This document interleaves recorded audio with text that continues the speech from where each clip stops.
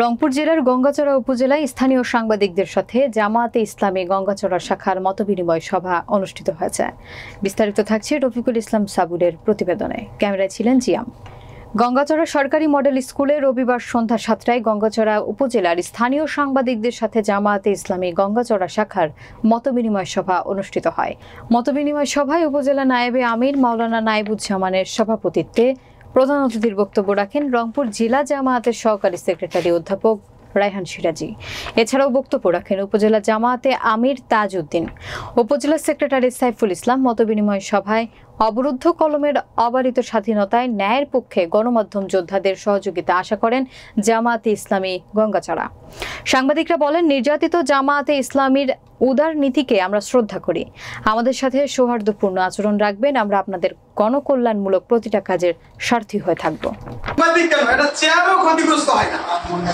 সাংবাদিকদের প্রতি আঘাত তো দূরের কথা, একটা চেয়ার একখান থেকে আরেকখানে ধরে যাবে না, ভদ্রভাবে চেয়ারটা আরেকখানে সরাই দিই আমরা।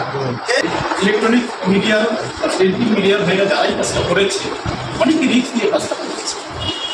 মজার বিষয় হলো এই বিপ্লব সংগঠিত হতো না, বিপ্লবের আবহাওয়ার সৃষ্টি হতো না যদি না সাংবাদিক প্রভাস আমিন চীন থেকে সফর করে আসার পরে প্রধানমন্ত্রী সাবেক শেখ হাসিনাকে যদি প্রশ্ন না করত যে আপনি গোটা আন্দোলন চলছে, একটা মেধাবী যদি মুক্তিযোদ্ধার সন্তান হয় আর একজন যদি রাজাকারের সন্তান হয়, কাকে চাকরি দিবে?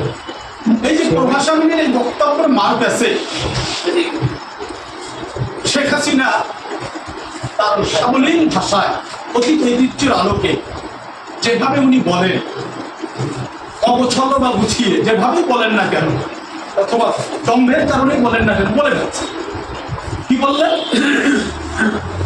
যে শব্দটা আমি বলতে চাচ্ছি না, বলার কারণে ছাত্ররা তাদের হৃদয়ে দাবানোর সৃষ্টি হলো।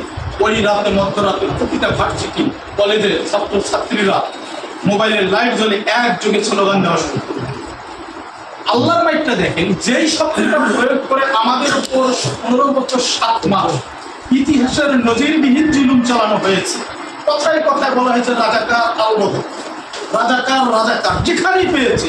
শাহবাগে পার্শ্ববর্তী দেশের গোয়েন্দা সংস্থার মঞ্চায়নে এই রাজাকার শব্দটাকে যেভাবে উপস্থাপন করে একটা জাতিকে বিভাজন করে ঘৃণার পত্রে পরিণত করা হয়েছিল, সেই রাজাকার শব্দ শেখ হাসিনার মুখ দিয়ে বলার কারণে 15 বছর 7 মাসে শেখ হাসিনার পতন হয়।